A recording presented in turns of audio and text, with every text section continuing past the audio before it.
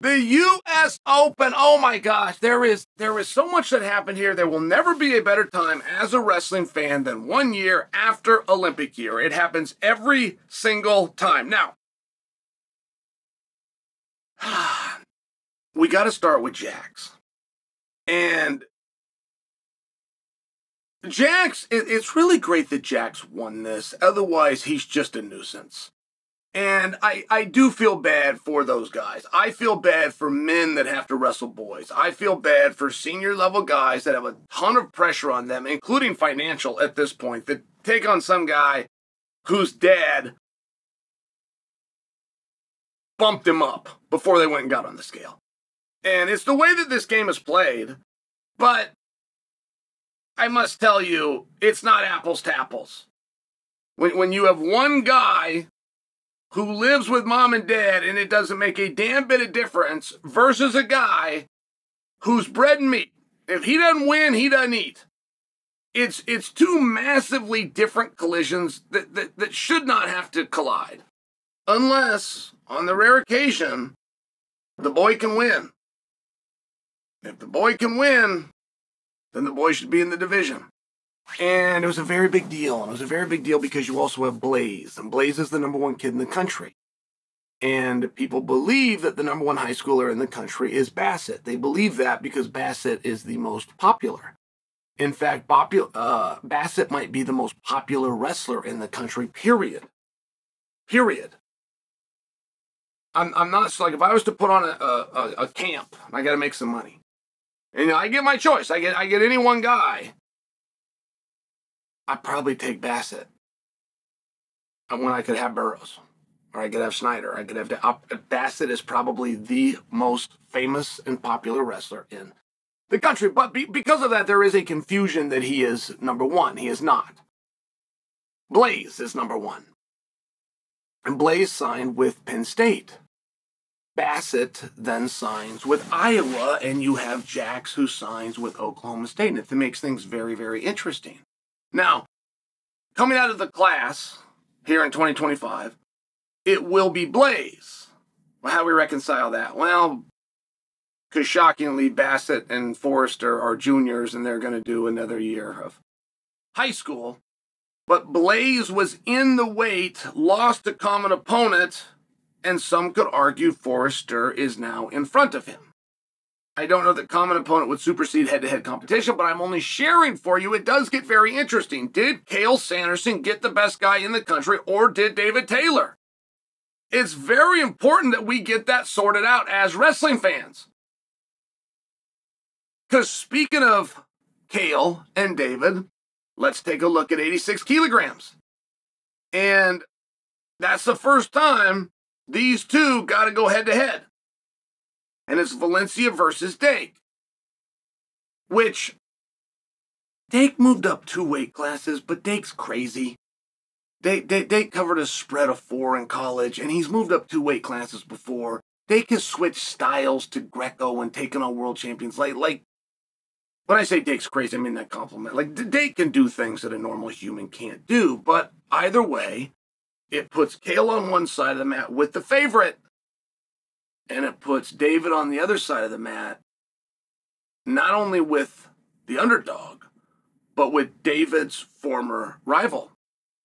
Very interesting dynamic. So when Valencia gets over on Dake, it does start to begin to tell the story that is the rivalry of Oklahoma State and Penn State. In many ways, it kicked off right there. Before we get that far, if you were to back up to Yanni, the most important thing about Yanni's performance for me was the celebration, and it was light. He did something. It was a nothing. But it was also that much more than he did of any time winning 4 NCAA championships. Like, there was something where Yanni has questioned, am I done? I know I was the guy. Am I still? Can I be again? And there was a massive relief. And I thought that he earned that. And if you look at the power, absolute power, I mean, what a beautiful machine of an athlete James Green is. who, by the way, thought he was done, took a job, moved on, had to unwind that job, had to go back, find a training situation, get down to 145, which he doesn't belong at, just to come back up to 70 kilograms. There's a lot of interesting stuff. And we did not see enough. We saw a good solid point spread between Yanni and Green. But we did not see enough to know that Yanni is going to get over on Green. I mean, James Green is something special, and he learns as he goes. So let's just hold that thought. I would be remiss if I did not bring up Mitchell versus Carr. Now, I'm going to use words like, I knew that this would happen, but I knew it was going to happen. I would tell anybody that was sitting around me. I knew in the NCAA finals, and I was there live to watch them. I knew Carr will win tonight. I knew Carr will win tonight because he has to. He does not have a choice. There isn't a tomorrow for him, and he knows that, and he's going to beat this guy tonight. I'm not going to argue that he's better. I'm not going to argue his career is going to be better. I'm telling you, he knows. As a competitor, he knows. And one thing about David Carr, he knows when to win. And I knew he was going to win in the NCAA finals. Also not confidently to tell you he was the better wrestler. I knew he was going to win. And when these guys drew each other after the semifinals, I did not know if Carr was going to win. And I knew it was going to potentially unravel very fast because there are two David Carrs. There is the ultimate competitor who will win when he has to win, and there's another David Carr that will go out and wrestle, and he'll live with the result and thank God when he's done. But they're two different guys. One is quite nice and pleasant, and one is a stone-cold killer. And I will tell you, the nice guy showed up to the Open. That's not the guy that's going to show up to Final X. I'm letting you know that right now. And as we move up, we run into Wyatt. And it was it has been a shock to see how much Wyatt can do. But see, this is actually categorically explainable. And you don't have a lot of success from the military. The military's got, this is our fighting age men and women. I mean, these are the best of the best. These are the ones with the true courage to truly go in and fight. But what ends up happening is they get their schedule taken away on day one. Now, if you want to make it in college sports, you want to make it an Olympic sport, you have to have that second workout. And that second workout in a day has to be on your own. Now, you might grab a buddy. What does on your own mean? It means there's not a coach making you be there. You might grab a buddy. You might grab two. You might go to the track on your own. You might go to the weight room. Maybe you go into your garage where you got a treadmill and you got some dumbbells. But you will not, if you're not doing a workout on your own. Now, by the way, it doesn't work. If you belong to a team that trains twice a day, it doesn't work. You have to do a workout on your own. You must. You cannot look around and think, oh, this is normal. It's what everyone's doing. You have to look around and not see anybody and then convince yourself that now this is where you earned it. This is where you deserve it. Nobody that ever believes in their hard work believes in the hard work of their team.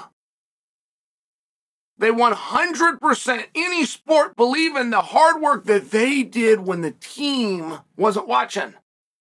And I bring this to you. It's very relevant. Because when Wyatt's in the Air Force, he's doing a good job, but it's not the best version of him. It can't be. They set his schedule. They tell him he's getting up at 6. They tell him breakfast's going to be over at 6:30. They tell him his first class is at 7. They tell him to be in the wrestling room at 3:30. They tell him he's done at 5:30. They tell him he's got to be in the dorm by 6. I mean, I'm just sharing for you, there is no opportunity for that second workout. And without it, you don't know how far you can go. So when David Taylor gets him to Stillwater and lets him set a schedule that allows a second workout, now you really do have a question. If you could get a guy to the stand, if you could get the guy to a stand 2 and 3 times, who is openly, per the rules of military institutions, being held back.